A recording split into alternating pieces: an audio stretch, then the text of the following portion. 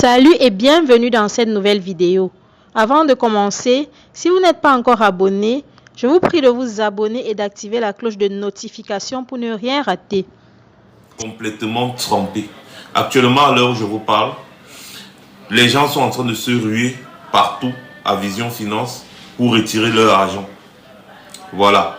Donc, comme vous pouvez le constater, n'est-ce pas, sur cette vidéo, des gens sont en train de se bousculer, ils se bousculent parce qu'ils veulent absolument retirer l'argent de leur compte qu'ils avaient à Vision Finance, qui appartenait bien évidemment à Amougou Belinga.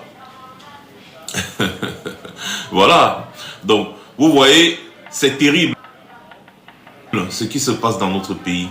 Mais seulement, on ne doit pas s'arrêter à Amougou Belinga et à toute sa famille qui est mêlée dans cette histoire. Laurent Nesso, le ministre de la Justice, doit aussi être interpellé parce que son implication est avérée.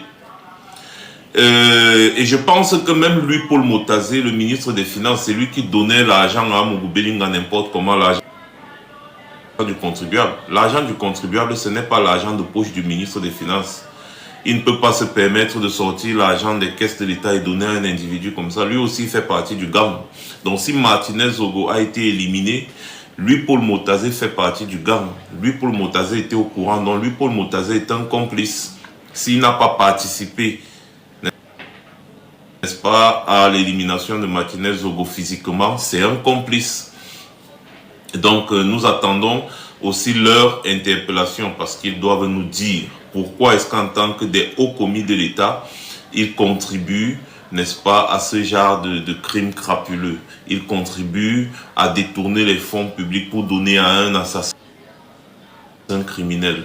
Voilà, donc nous, on veut que toute la bande tombe. Je dis bien toute la bande. On ne va pas seulement se limiter à Amougou Belinga. On mettait l'accent sur Amougou Belinga depuis parce qu'on savait que c'était l'arbre qui cache la forêt. Maintenant que l'arbre est tombé, tout ce qui suit doit tomber.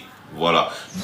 Nous sommes au groupement de gendarmerie d'Umfundi et je puis vous rassurer que le patron du groupe L'Anecdote, Jean-Pierre Amougou Belinga, est bel et bien dans ses locaux depuis ce matin où il a été interpellé dans le cadre de l'enquête sur la mort de l'animateur Martinez Zogo.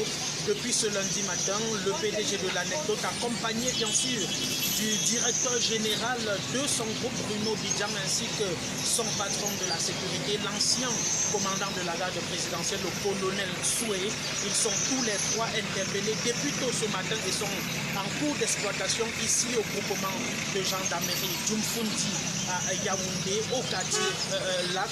C'est donc une nouvelle tournure que prend l'assassinat de Martinez Zogo avec des interpellations des personnalités et bien d'autres.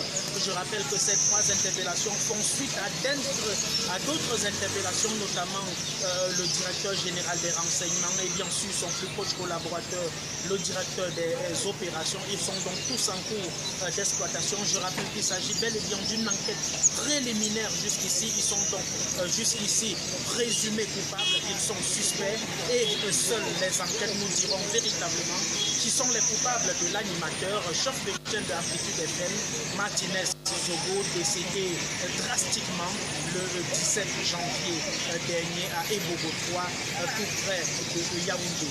Depuis le groupement de gendarmerie du Lac, donc, Brani Kamga et Michel Imele pour Naya TV, nous reviendrons bien sûr en cours de journée pour vous donner minute by minute des éléments d'information si le temps en faut. Et je rappelle que cette interpellation a bel et bien été approuvée par l'avocat de M. Amougou Belinga, maître Charles Tchungang, avec qui nous avons échangé, qui nous a confirmé qu'ils sont bel et bien interpellés depuis ce matin dans le cadre de cette enquête.